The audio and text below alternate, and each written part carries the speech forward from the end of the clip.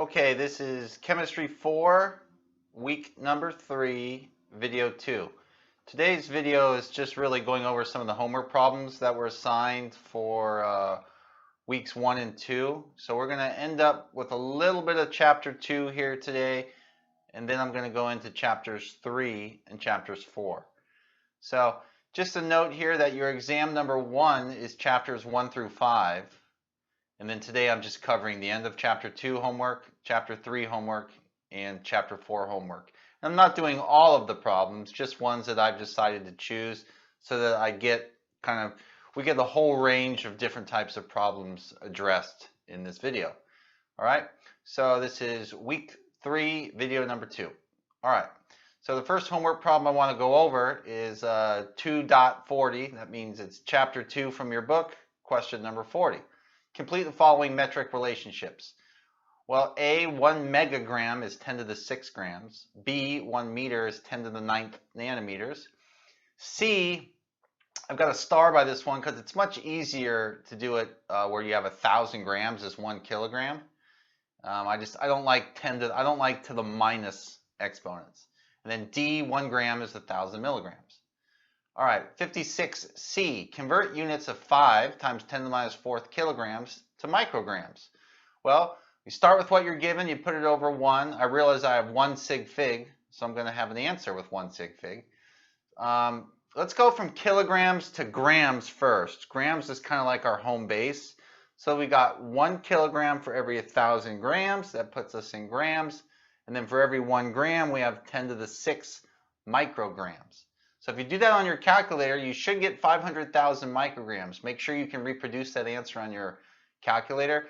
For a lot of calculators, 10 to the 6 is like hitting 1 EE button and then 6. Think of EE as times 10 to the. So 1 EE is 1 times 10 to the 6. All right, 58, chapter 2. This is the top of page 2 of today's notes. Convert units.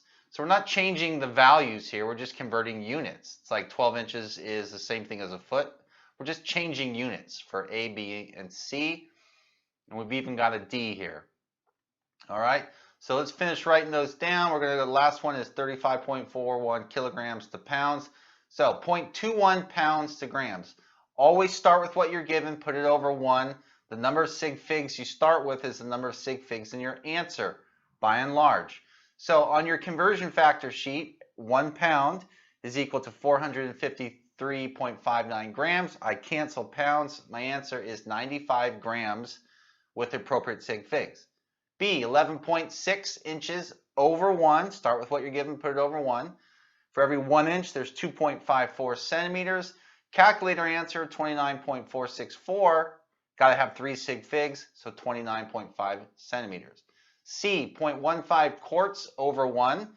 For every 1 quart, that's equal to 0.946 liters. These second terms, you guys, are conversion factors. And then this third term in C, this 1,000 milliliters over 1 liter, these are conversion factors. So for C, the answer is 140 milliliters because we want only 2 sig figs. I go from 141.9 to 140 just to satisfy sig figs. D, 35.41 kilograms. That's my start with what I'm given. Put it over 1. For every 1 kilogram, there's 1,000 grams. For every 453.59 grams, there's 1 pound.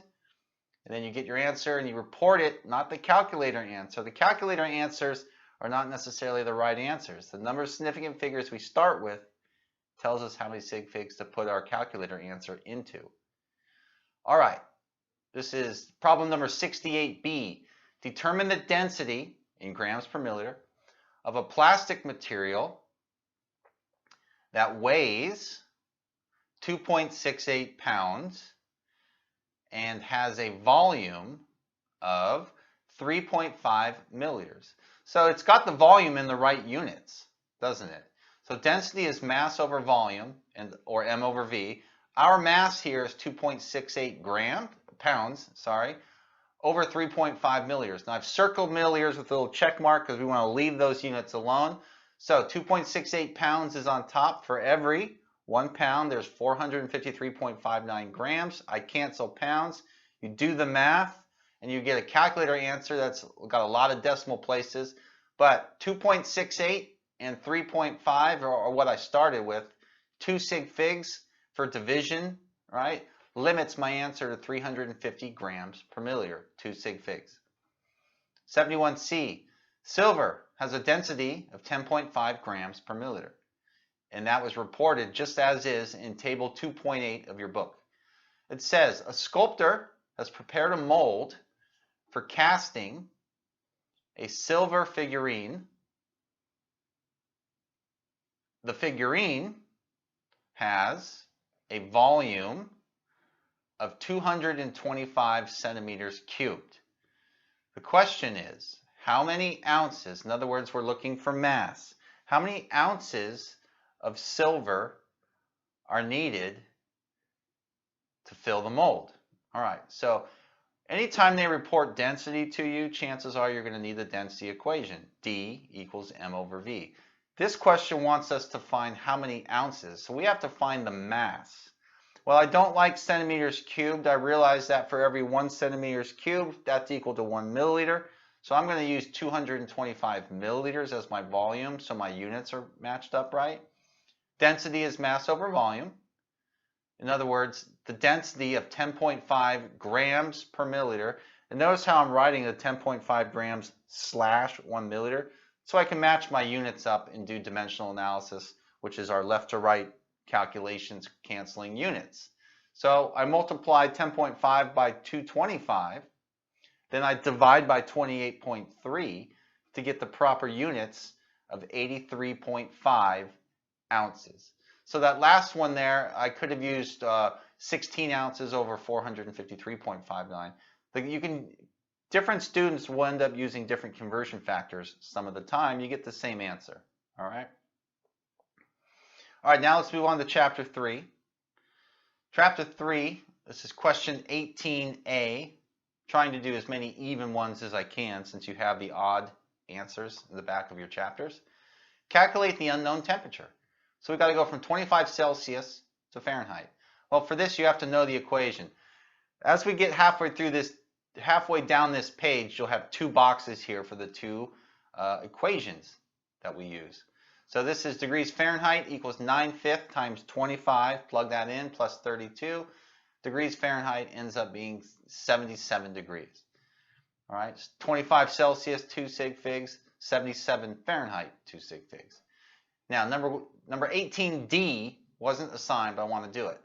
Anytime you go between Celsius and Kelvin, or Kelvin and Celsius, we have to use degrees Celsius plus 273 equals Kelvin. So I just have to plug in numbers here. The Kelvin number is 224. Do some simple subtraction, degrees Celsius, 49 degrees. All right. All right, question 3.25. This is chapter 3, number 25. Convert 4.5 kilojoules to calories. Start with what you're given, put it over 1. For every 1 kilojoule on the bottom, I have 1,000 joules. That puts me in joules. For every 4.184 joules on the bottom, that's equal to 1 calorie.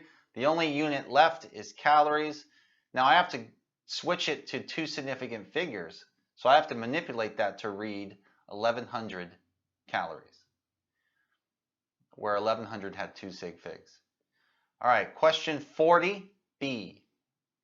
Use the heat equation, that's the Q equals MSAT, by the way, Q equals MS delta T. Use the heat equation to calculate the energy in joules required to heat 75 grams of water from 22 degrees Celsius to 66 degrees Celsius. All right, as I stated earlier, the heat equation is Q equals MS delta T. M is mass, S is specific heat, and delta T is T final minus T initial. Q is heat. So the Q equals 75 grams of water times the specific heat capacity of water, 4.184 joules per gram per Celsius. Now the specific heat of water is also 1 calorie per gram per Celsius, but we use the 4.184 joules here because they want us to solve for joules. I get a Q equals 13,807.2, but I have to put it in 2 sig figs, so it's 14,000 joules. Why 2 sig figs? Well, 75 grams of water for one. All right, 41D, calculate the energy lost. So this is the opposite. This isn't heat required, like in 40. It's heat lost. Heat lost, that's a negative sign, right? When 125 grams of iron cools from 118 degrees Celsius initially to 55 degrees Celsius final. Specific heat of iron, by the way, they would give it to us as 0.452. Q equals ms delta T. So where's the negative sign going to come into play? Well, that comes into play when we do our T final, 55, minus the T initial of 118. That's going to be a negative number, right? So Q equals minus 3559.5. We have to get it into 2 sig figs because of the 55 degrees Celsius. So minus 3,600 joules. All right. That's negative sign doesn't mean you have negative heat. It just means it's a direction where heat is released as opposed to absorbed or required. 46b. A lot of heat equations here. A lot of Q's, right? Calculate the heat change in joules at 0 degrees Celsius when 275 grams of water freezes.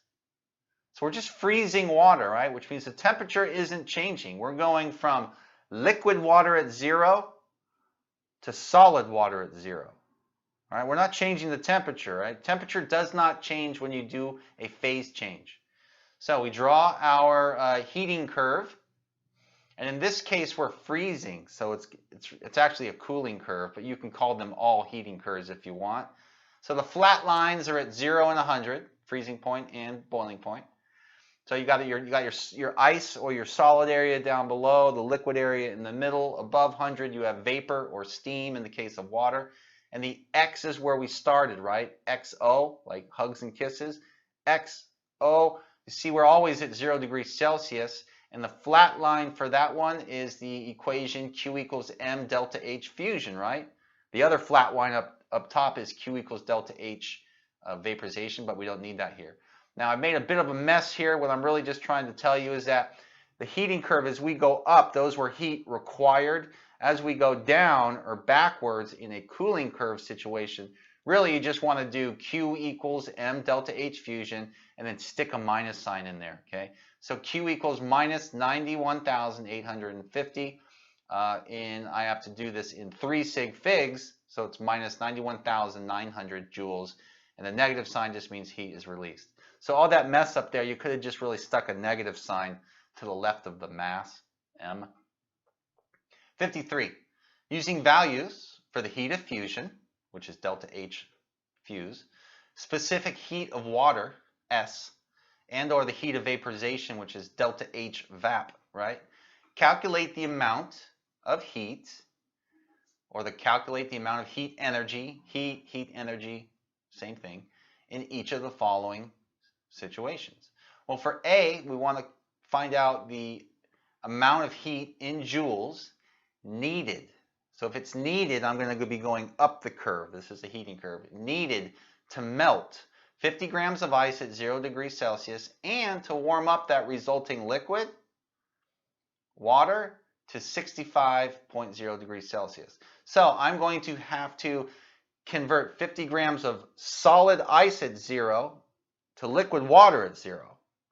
And then I'm going to have to move the liquid water up to 65.2 degrees Celsius. So I'm going to be doing 2 darkened parts of my heating curve here. And I'm drawing the heating curve. You should know how to do this at this point. All right. So I am told I'm going from where the X is where I start. I'm going from ice at 0 degrees to liquid water at 0 degrees. That's along the flat line. That's the X to the O, right? Hugs and kisses, flat.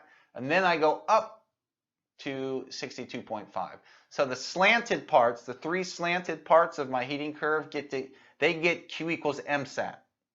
All right. The flat lines are the Q equals M delta H fusion for the bottom and VAP for the top.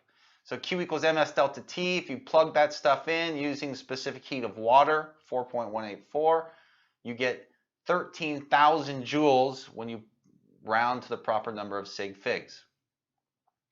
Okay, Q equals M delta H fusion, you got 50.0 grams. Now, where's that 334 joules per gram come from? That is a given. It is the delta H fusion in terms of joules per gram. There's also a value for delta H fusion in calories per gram, which is also a given, but we don't need it. All right, so you add those two boxes together, you get a total of 29,700 joules. Now B was not assigned, but I want to do it. We want to calculate the amount of heat in kilocalories that is released. Released is a negative. That means we're going down. This will be a cooling curve. Kilocalories released when 15 grams of steam, that's water vapor, condenses at 100 degrees Celsius, and then the resulting liquid at 100 degrees Celsius cools to 0. X is where I start, 0, so it's XO, hugs. Notice we're going down. This will be a negative sign. The darkened areas are my two areas traveled. So I'm going from 100 degrees gas to 100 degrees liquid, and then down to liquid at all the way down to 0 degrees. So Q equals M delta H VAP, and I'm going to use 540 calories per gram as my delta H VAP. I think earlier we used 334, or no, there's another one in joules that's 2250 or something like that, but we just need to use the calories per gram delta H VAP. If you do that with the negative sign in front, because we're going left or down, Q equals minus 8100. I could have kept the minus 8100 to do this. I just arbitrarily decided to put it into 3 sig figs, which is why you see scientific notation.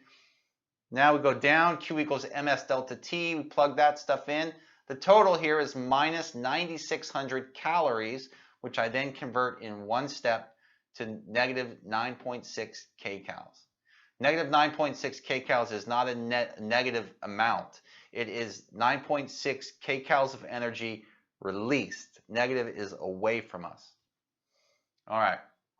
Chapter 4. So this is number 2 in chapter 4.